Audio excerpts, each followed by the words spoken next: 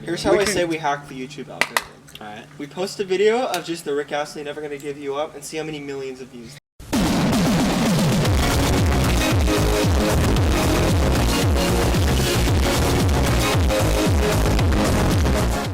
What's up, everybody? Welcome back to Bolt Action Airsoft. Today we're going to be talking about slings and holsters, so all the different ways to carry your gun. Let's get started.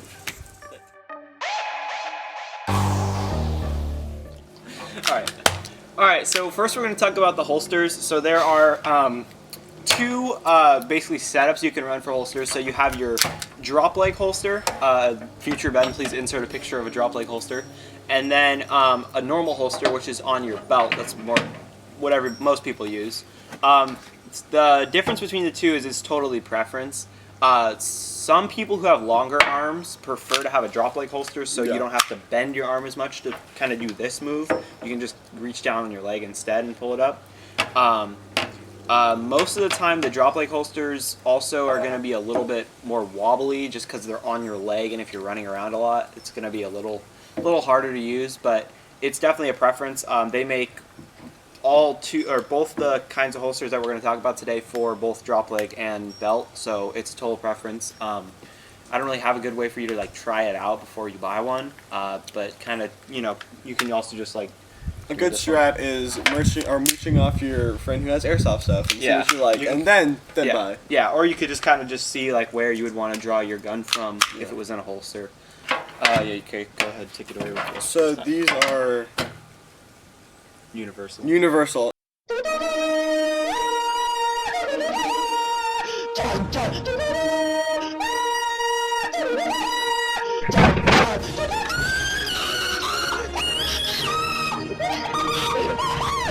remember that. Shut up. I remember these are universal holster. They're called universal because, well, you can put almost anything in here. I wouldn't recommend you put like a sniper rifle, but like for example pistols, you can put in here and adjust to anything. These are nice. I like them because I have a little bit longer arms, so I can reach down and then pull it out a little more comfortable. It fits. I've never had a problem with it fitting something. The only issue I've had with this would be when it gets old, the Velcro kind of becomes stucky, and then I drop my gun. But I mean, you can store more stuff in here than just the gun. I keep my speed loader in here. I attach it to my belt. Keep it pretty tight. I've never had a problem with it falling off. The main problem is just the Velcro when it gets old. And these are both the same. And they also this is make exactly the same. This is just nicer.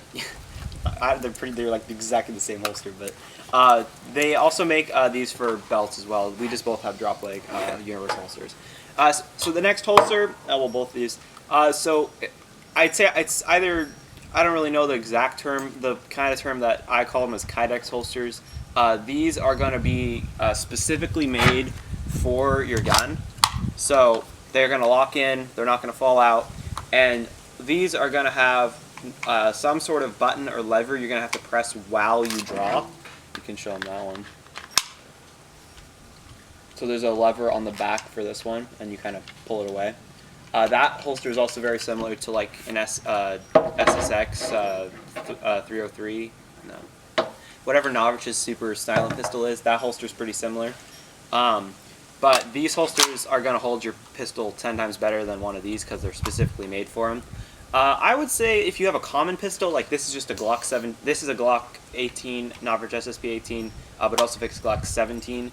So if you have like a common gun, they're going to be they're probably the same price as these. But if you have like a lot of pistols, like you want to not have to buy a ton of holsters, then you can buy something like this. But yeah, so those are the two main types of pistols. We'll link all of these in the description below if you want to go check them out. Before we move on to slings, what was your preference and why? How did you instead? I've never used this in game, but I do like the feel of this better because I mean it holds it better. It definitely holsters a lot easier than this. The only thing that could make this better is if there's a thigh version of this, but yeah. Well, yeah, you can. All of these come with, or you can buy a thigh mount. It's like extra, but you can screw like a thigh mount on if you wanted to. Definitely that. Yeah. What do you? I don't even really use pistols. I just use rifles. So I have an M4 AG. I use that. So I guess I don't know. I don't know what I would use. I think I've used drop legs before, and I felt like they wobbled around a lot. But I feel like this one would be a little difficult for me to pull out because it would get stuck on my belt or something. I'm not sure. I don't have an opinion. I don't know. Yeah, I would definitely use a Kydex holster, one specifically made for your gun, just because I actually used this one much longer than I've used the other one. But the problem is they're not very good. They don't hold your pistol in very well. And the other problem I have with these, especially this one in particular, there's this extra clip that you have to undo before you can draw your pistol, and that's normally a two-handed job too. So, but these you can just pull it out. If you're just good, you can do it with one hand. I do it with one hand. All right, apparently I'm not good, but yeah, I would definitely use a Kydex holster over a universal holster. This is Tyler.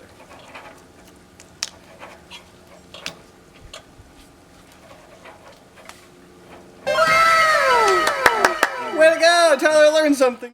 All right, so now we're going to talk about the slings. So you're going to have basically three. I don't know. There's two main types for me that are practical in airsoft. In the real firearm world, I believe there's three. You can have a 1-point sling, a 2-point sling, and they even have, I think, 3-point slings where they have all these fancy buckles and everything, so you can like switch between a 1-point sling and a 2-point sling. So first, I want to talk about like my personal opinion on slings. So the guy Novrich, God. What's up, guys?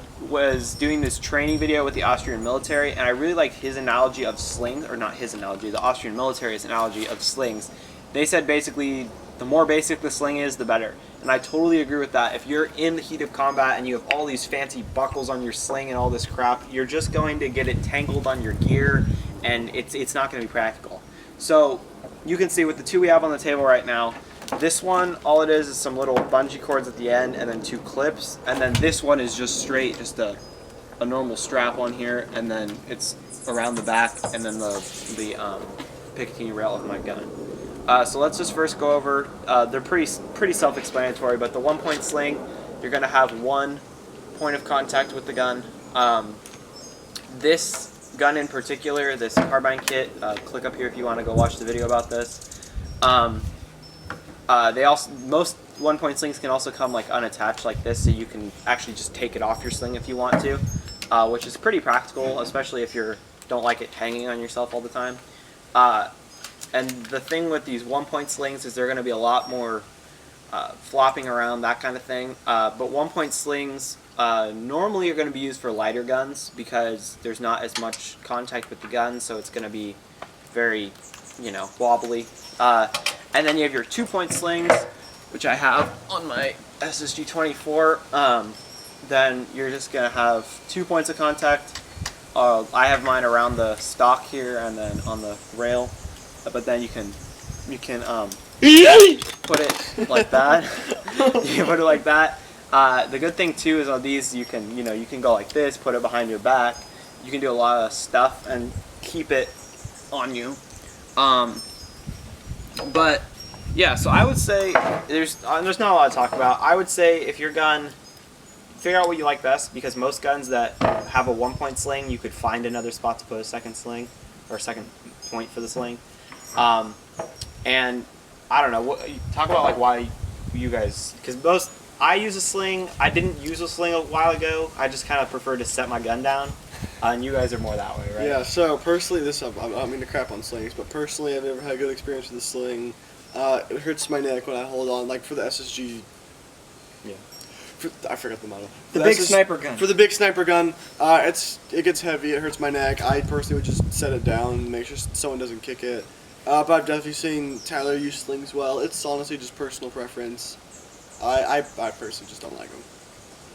Yeah, and the benefit of the sling is, I would say for someone that uses an AEG and doesn't run a secondary, you don't need a sling, because you have nothing to sling. Yeah, you don't need to sling your primary if you don't have a secondary. The benefit of a sling is you can sling your primary and switch to a secondary while the gun's still on you, so you can do these really quick transitions. Yeah. If you want to watch us doing some speedy transitions, click up there. And you can also see me struggle doing some not speedy transitions. Yeah, so this is kind of a lot of guns. I might shoot him after this if I don't do well.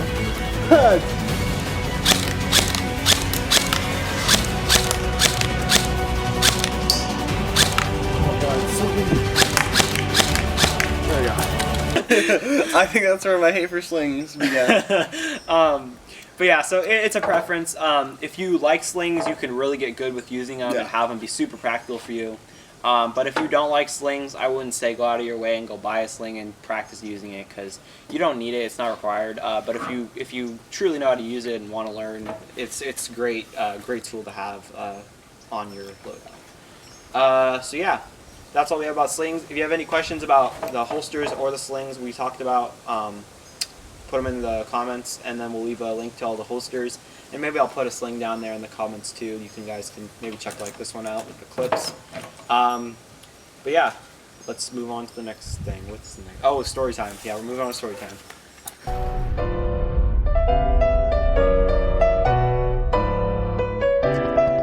We haven't done this in a while.